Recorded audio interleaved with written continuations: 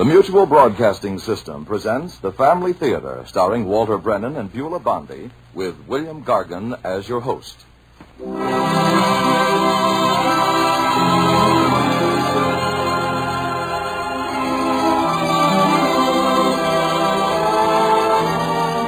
More things are wrought by prayer than this world dreams of.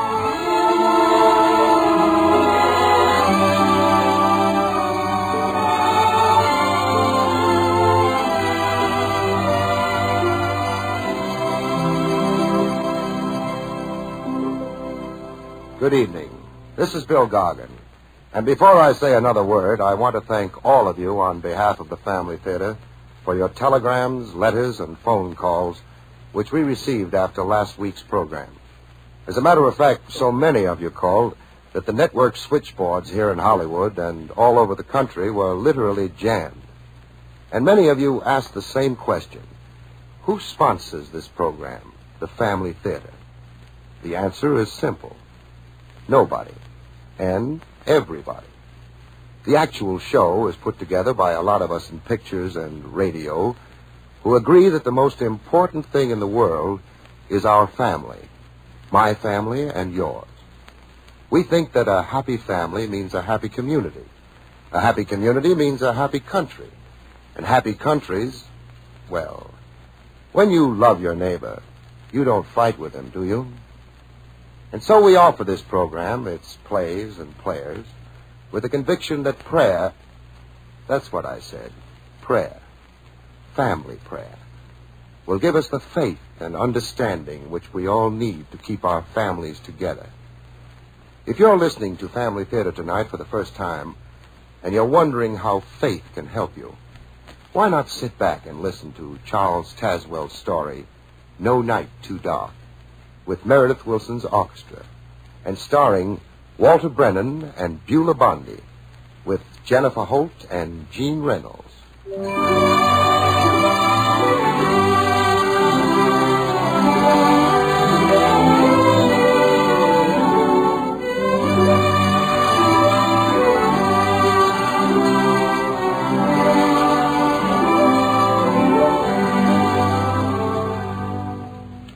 State Highway number 10, broad and efficient, hurries through the heart of the Broad River Valley and is much too busy to bother with the village itself. There is a marker, however, which points down a wandering blacktop road, a marker which reads Coldwater, 2 miles.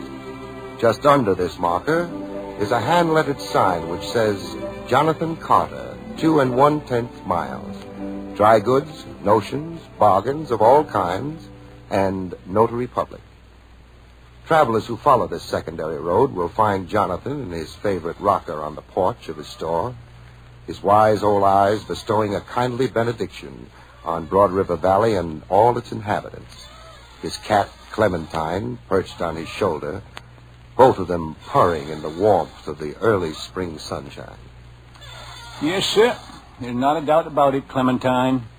There's nothing the Lord likes better than a handicap. Now, you take that tree yonder they sawed off last fall. It's putting out green shoots like a porcupine. And that crack in the new cement sidewalk, there's a dandelion pushing up through it to see what sort of spring weather we're being blessed with in Coldwater. Yes, sir, Clementine, the Lord sure does love and relish a downright discouraging handicap to show off his power and glory. Jonathan? Now, don't jaw at me, Sarah. I'm hurrying fast I can at the post office.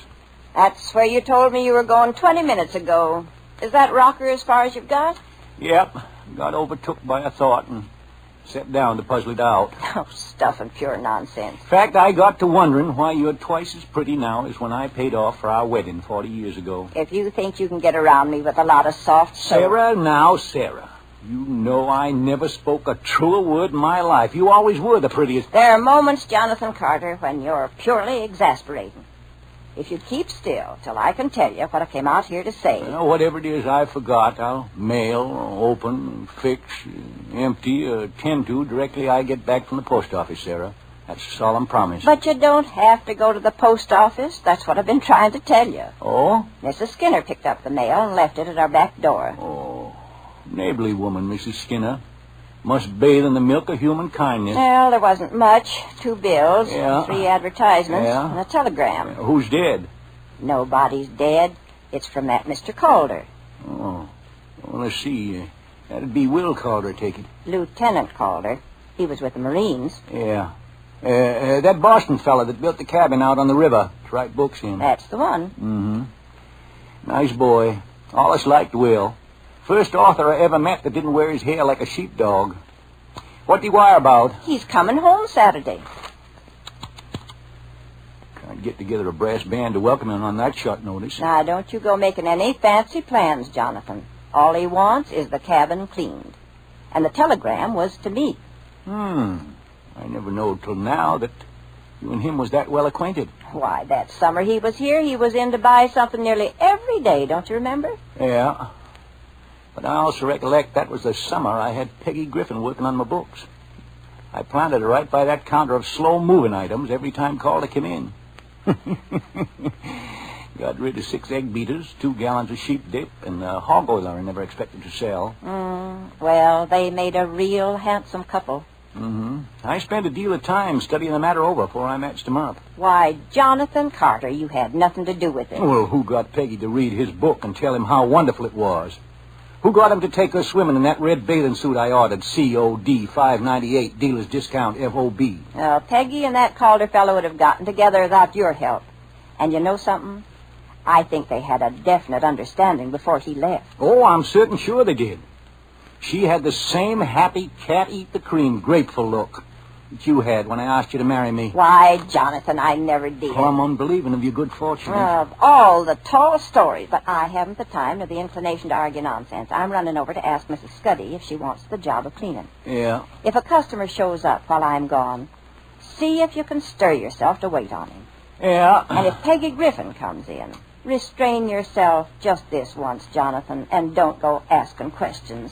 Won't open my mouth. Well, see that you don't. Just mind your own business and stay out of trouble till I get back. I won't talk to nobody but Clementine. Won't ask a question of any living soul. I give you my promise, Sarah. If Peggy Griffin comes in here driving a team of 6 horses, she won't drag one single question past my lips.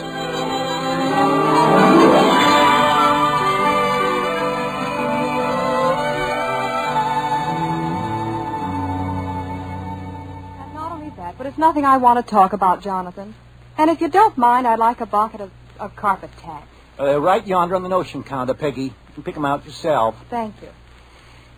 You know, I always been terrible grateful to the Lord that he never afflicted me with even a small wart of curiosity in other folks' affairs. Which of the big-headed tacks, Jonathan? In the green box. Yes, sir. Somehow there's nothing in all creation that displeases me as much as seeing a pretty girl all set to bust down for a good cry. Where do you keep the sink strainers? Next door to the fly paper there. You know, I bet you can't guess who's coming back to Coldwater. That is one of the few bad bets you ever made, Jonathan. You're talking about Will Calder, aren't you? Oh, shucks. I thought I was going to surprise you. But I bet you don't know that he's... That he's coming back Saturday? Yes, I know that, too. Here, will you put these things in a bag for me, please? Surely. Sent your telegram, did he? Nope. How much do I owe you? 28 cents.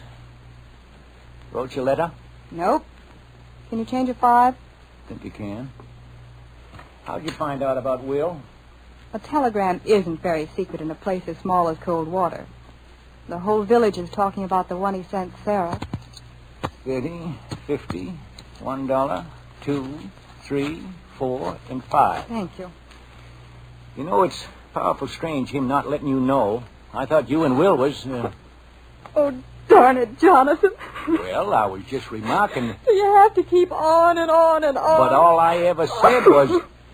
All right, I'm crying. Now, I hope you're satisfied. Well... You're bound to do it one place or another. I came in for some tax at a six trader, and all I get is Will Calder, Will Calder, Will Calder. Here, have a handkerchief. Compliments to the store. Go ahead and cry all you like. Got plenty of pails and pans to bail out the place. You just minded your own business. Shucks. You're my business. So's Will Calder. So's everybody else in Coldwater. Got to live with him, don't I? I sure don't want my bed and board surrounded by a parcel of weeping willows. Come on now. Blow your nose and tell me why a writing fella like Will Calder suddenly comes down with writer's cramp and can't send you even a postcard. Well, he did write for a while. Uh-huh. 3 letters a week sometimes. Sure. Long letters. Yeah? Then he just stopped. Did you keep on writing to him? Yes. But you never got no answer back? No. That's powerful strange. I do think, there might be some other girl. Could be. Well, in that case... Only I don't think so. You don't, Jonathan? No. My guess is that the very same thing overtook Will as overtook a lot of other boys. What's that? Well, you see, when a fella's a long way off somewhere, why, he feels he's clear out of touch with things and folks back home, and that when he gets back, he'll be so changed he can't never put on the harness of everyday living. Yes, but don't you think I think Will stopped writing because he wanted to come back to Coldwater and find out how he fitted in. And until he found out for sure, why, he wanted you to feel free to do as you liked. Well, I'd like to think that. But it's just your idea, Jonathan. Yeah, there's nothing wrong with it. And you can't build any plans on it. All right. I'm going to prove it ain't an idea, but a fact. How? There ain't nothing a man or fish will snap at quicker than this tasty morsel of bait. We're having a party. Oh, what? You and me and Sarah are giving a homecoming for Will come Saturday out to his cabin. Oh, but Jonathan. You'll be wearing your prettiest dress, and when Will Calder comes up the path and sees you standing there in the door, why, he won't be having a doubt in his mind. Why won't he? Because no man is so doggone ambidextrous he can hold a doubt in his mind and a girl in his arms, one at the same time. Shucks. You just leave it to me, Peggy. Come Saturday night, you're practically a married woman.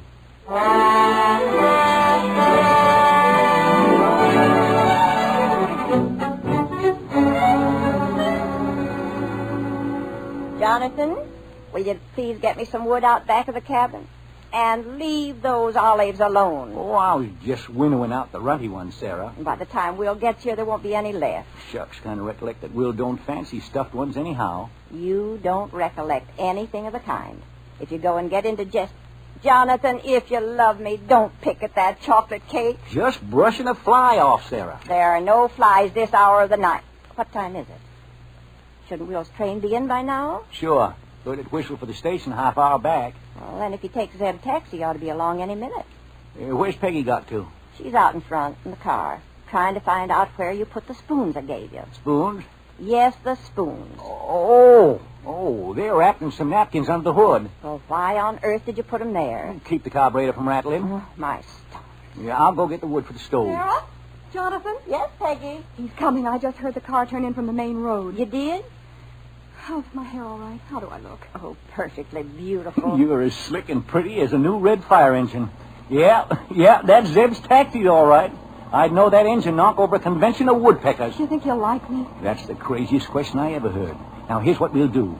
We'll close the door all but a crack so as we can see. Then, just as he comes up the walk, we'll throw it open and yell, "Welcome home, Will." Quiet now. Zeb stopped and not in front.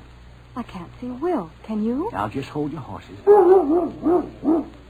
Listen, wasn't that a dog? Sure was. Will must have brought one home with him.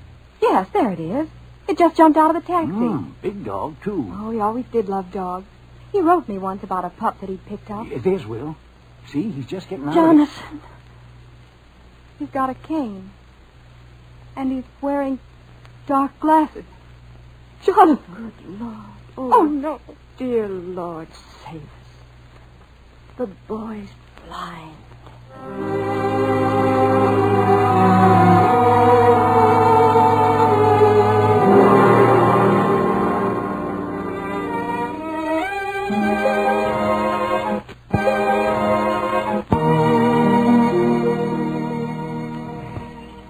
Jonathan? Oh, Jonathan, is that you? Yes, Sarah, it's me. Just where on earth have you been ever since supper? Oh, out and about. Out and about doing what? Well, I walked some and I thought some and talked just a mite. Talk to who? Let me see now. I guess it was Peggy Griffin. So you've been meddling again? Just meddling. The girl feels powerful bad, Sarah. Well, I don't doubt that in the least. She went out to Will's cabin this afternoon. The door was locked and he wouldn't answer. Well, if he's still as stiff-necked as he was when he came to the cabin last evening, I think she'd be satisfied to just let him alone. That's easy to say, Sarah. The big trouble is she loves the boy. All right, maybe she loves him. But if Will doesn't want her... Shucks, he's crazy about her.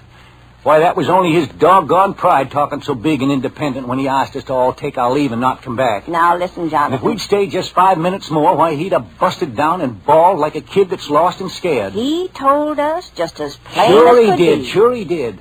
But it ain't only his eyes that's blind, Sarah. Why, his whole mind and reason's locked up in the dark, too. All right, but there's nothing under the sun you can do about it, is there?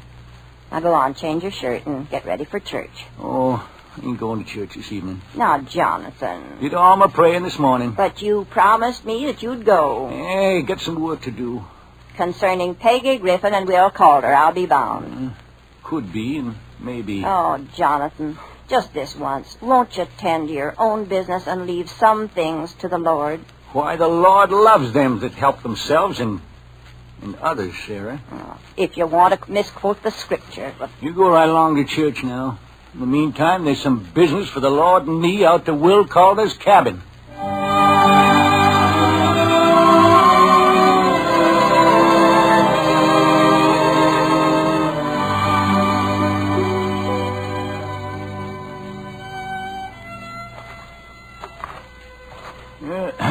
Evening, Will. Who is it? Carter. Oh, Out for a walk and found myself up this way. yeah. Pretty night. Moon's as round and as yellow as a beehive. Sky's just buzzing with stars. Is it? Sure is. I wouldn't know. Mighty pretty night. Mind if I set? Oh, if you like. Thanks. Say, hear that fiddle? That's old Tim Peabody. Lives in a shack down by the creek. It's, good fishing there on a sultry day. You know, there's a granddaddy You trout... might as well get down to brass tacks. Or horse collars, or whatever you're dealing in, Jonathan. Why, what do you mean, Will? You didn't walk up here to the cabin because it's a pretty night. And Peabody's playing his fiddle. There's a trout in the creek. Didn't I? You came up to talk about Peg Griffin. Well now. Huh. I'm glad you brought up her name. Always thought she might be a right good subject for conversation. You're wasting your time, Carter. Tell me why. Because it's one thing you can't ever fix. Oh, feeling powerful sorry for yourself, ain't you? Now, that's my business. With a whole lifetime to play, you're retiring to the sidelines to say the game's called on account of darkness. I don't want one of your pep talks, Jonathan. Oh, you're going to prove to everybody you're the most miserable and unfortunate fella on the whole face of the earth. I told you last night to stay away and leave me alone. You're going to hide out to mope and mule so's your friends will feel real sorry for you. That's not the reason, and you know it. You're going to make Peggy Griffin feel she's being plumb disloyal every time she goes out somewhere with another man. No. That's not the reason, and you know it as well as I do. All right. Then give me a reason with some sense to it if you can. Sure, I can give you a reason. There's only one. I'm blind. Isn't that a big enough reason? Can't you realize what it is to be blind? To know you'll never be able to see again? I'm no earthly use to Peg Griffin, the world, or myself. I'm through. Finished for good. Now will you get out of here and leave me alone? Now. Easy, boy, easy. And I haven't done this before. I want you to know that. Sure. I didn't even when they told me what had happened to me. I know you didn't, Will. You come up here and hammer at me and talk about Peg. Sure, I'm sorry. I guess you know I'm crazy about her. Yeah, I know that.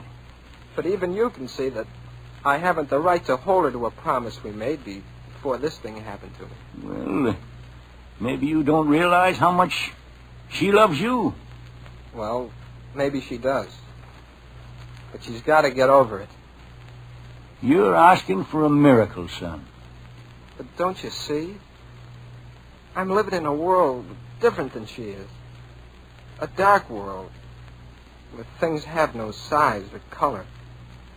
Only sound or taste or smell or feel. You think that matters? Well, of course it matters. Well, when you get a bit older, Will, you'll know that sight is only one of the things that help us along. Oh, it's a wonderful thing to be able to see. One of the Lord's greatest blessings. But you know something? All the things I love and remember best ain't the things I've seen with my eyes. They're the things I've heard, or tasted, or smelled, or touched. That's all very easy to say, but... But it's true. Why, if my ears hear a few bars of an old song, I can bring back a whole wonderful day that I lived as a boy. I'm walking down a road again with a dog I love trotting at my heels.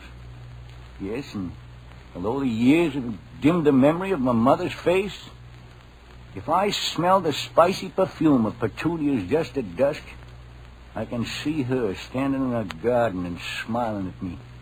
Plain as plain and just as alive as you and me. Yeah, but Jonathan, I can't. Oh, yes, you can. I'm still young. I can't live on memories of the past. You don't have to. Why, you can see as well as me if you just try. You don't mean that, Jonathan. You're just trying to make me feel good. I said you can see as well as me. Why, I can close my eyes and tell you everything going on around this cabin. You can? Sure I can. There. You hear that scraping over yonder on the tree limb? Yeah? Now just had himself a field mouse, and now he's cleaning up his beak. You hear that squeaking? Squirrels got him home in that same tree and got woke up. I think I hear a little noise at the corner of the porch. Sure you do. That's a hoppy toad. Skinny and light from sleep in the winter. How can you tell? Taking long jumps. Wrong about July, he'll plop a lot harder. Yeah, and listen. Listen to that rustling over in the bushes? That's Mr. Weasel setting out to hunt his dinner. Do you think I could ever... You can do it right now. Now, come on. Listen and tell me what you see. Well, you're smoking your pipe. I heard you scratch a match a moment ago. And now I smell tobacco. You're dead right. The moon's a lot higher. It must be right overhead. Because that nightbird started to call. Right again. You just crossed your legs. I heard the scrape of the cloth. And you've taken off your hat because I heard it drop on the porch. You see how easy it is? Why, it isn't hard at all when you get onto it. Easy as eating plum jam. Listen. Isn't that someone walking up the road? Is there? Yeah. Didn't you hear that stone roll? Here, you see, your eyes are sharper than mine. Now tell me, is it a man or a woman? Man, I think. No, it's a woman. All right. What colored dress is she wearing? Well, I don't know, Jonathan. How can I tell? Well, women folks always walk different in different colors. They do? How? Oh, girls in black dresses always walk slow and sedate. Now, red always makes them kind of flirt with the heels. Yellow? Well, a yellow dress is just like a spring dance. Now, what color would you say this one's wearing? She's wearing a yellow dress. Well, I don't know. It's a yellow dress, and it's Peg Griffin. Will? Hello, Peg. Hello. May I come and talk to you? Why, sure. Sure you can, Peg. I came up this afternoon, but... Well, you wouldn't let me in. Well, that doesn't matter now, does it? No. No, it doesn't matter at all. Peg, Yes, Will. what color dress are you wearing? What color? Yes, I'd like to know. Just to prove something. Why, it's a yellow dress. A yellow dress. Did you hear that, Jonathan? She's wearing a yellow dress, just like I said. Sure it is. Didn't I tell you that you can see as well as anyone? Now go ahead and kiss her. And if anyone tries to tell you you're blind, you tell him he's a two-faced liar.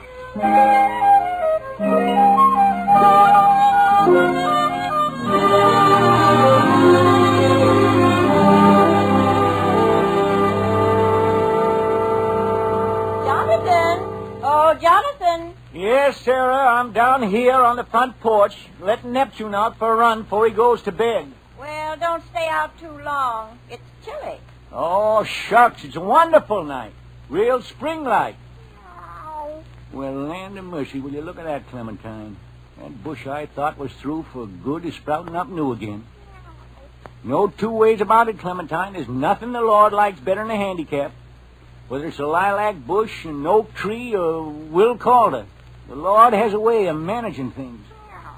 Why, Clementine, he's got a way of pushing a blade of grass plumb through concrete. Got a way of making a blind man see right smack beyond the stars. Hungry, Clementine? That's what you get for looking at the Milky Way. Makes you hungry, kind of, don't it, Clementine?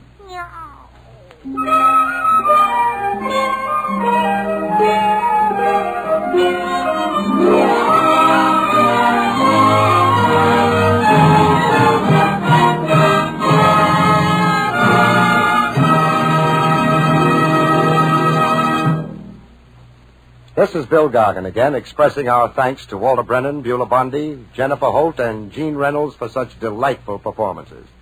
Thanks also to Charles Tazwell for his script of No Night Too Dark. You know, some of you folks listening in, you're lucky. I mean, those of you who listened with your family. I wonder if you ever really stop to think about what it means to have a family. If you love your family, and your family loves you, well, what more could a guy want? But I don't have to tell you, even though you do have a happy family life, there are times when you get a little worried, like maybe when one of the kids gets sick, very sick, and your whole family gets scared, so scared you don't know what to do, and you don't know where to turn. Well, look, have you thought about maybe saying a prayer and turning to God? No one can give you greater comfort. Yes, and no one can give you more help. Ask God to keep your family together. Ask him to keep it well and happy. You know, none of us is so self-sufficient that we can ignore God's help. None of us is so proud that we need hesitate to ask it. Just remember, you'll never know how much a prayer can do until you've said one. Ask, and ye shall receive. Doesn't that sound familiar?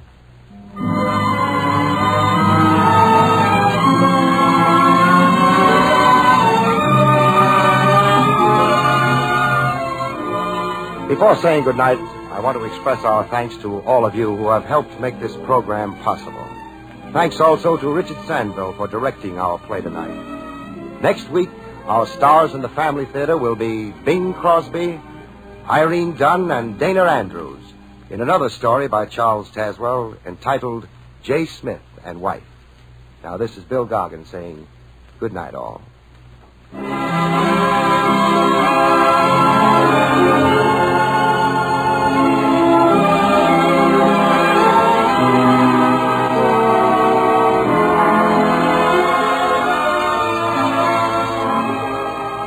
Next week, and in the weeks that follow, you will hear more of your favorite stars, such as Bing Crosby, Joseph Cotton, Maureen O'Hara, Gregory Peck, Lionel Barrymore, Susan Peters, Charles Bickford, Ruth Huzzy, and Pat O'Brien, in plays written especially for Family Theater by the nation's leading radio dramatists and directed by the most outstanding directors. This series of the Family Theater broadcasts is produced by Bob Longnecker and comes to you through the cooperation of the Mutual Network and the actors, writers, and directors of the radio and motion picture industries. This program is broadcast overseas to our armed forces through the worldwide facilities of the Armed Forces Radio Service. This is the Mutual Broadcasting System.